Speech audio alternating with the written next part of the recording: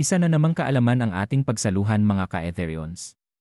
Welcome po sa ating channel na Ethereans at pag-usapan natin ang isa na namang interesanting topiko, ang kababalaghan sa lawa ng Lakewood. Ang lumbya sa lawa, ang sundo ng kamatayan.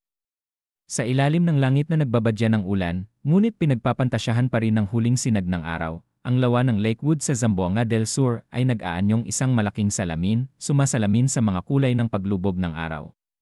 Sa paligid, ang mga bundok ay nagtataas ng kanilang berdeng mga taluktok, na tila mga higanteng nagbabantay sa mahiwagang lawa. Dito, sa gitna ng katahimikan at kagandahan, nananahan ang isang alamat na bumabalot sa puso ng mga subanen, ang lumbya. Hindi ito basta halaman, ito'y isang misteryosong pananim na lumulutang sa ibabaw ng lawa, na bumubuo ng mga tila pasilyo ng luntiang dahon at maitim na tangkay. Ang mga dahon nito ay parang mga kamay na umaabot sa mga naglalayag na bangka, ang mga tangkay ay tila mga ahas na gumagapang sa ibabaw ng tubig. Ngunit ang lumbya ay higit pa sa isang halaman, ito ay isang tagapagbalita ng kamatayan, isang bangka ng mga kaluluwa sa mga kwento ng mga subanen, isang madilim na presensya sa gitna ng katahimikan ng lawa. Sa pagsapit ng takip silim, sa kakaibang pag-ulan habang sumisikat pa ang araw, ang lumbya ay nagpapakita ng sarili. Ang mga dahon nito ay kumikislap sa ilalim ng ulan, ang mga tangkay ay gumagalaw na tila may sariling kalooban, nagmumulto sa ibabaw ng lawa. Ang tubig ay nagiging maalon, sumasabay sa misteryosong paggalaw ng lumbya, na tila isang malaking nilalang na gumigising mula sa mahimbing na pagtulog.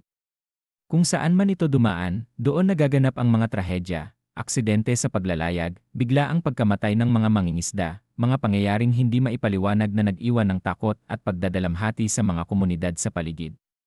Sa bibig ng mga matatanda at syaman ng subanen, ang lumbya ay higit pa sa isang halaman.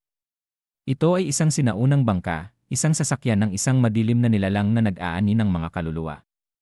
Isang bangka ng kamatayan na naglalayag sa lawa, naglalayag sa pagitan ng mundo ng mga buhay at ng mga patay. Dala nito ang mga kaluluwa ng mga namatay, patungo sa kanilang huling hantungan, ang mga kaluluwa na nakikita lamang ng mga may matalas na paningin at sensitibong puso. Taon-taon, ang lumbya ay nagbabalik, nagdadala ng takot at pagdadalamhati sa mga komunidad sa paligid ng lawa.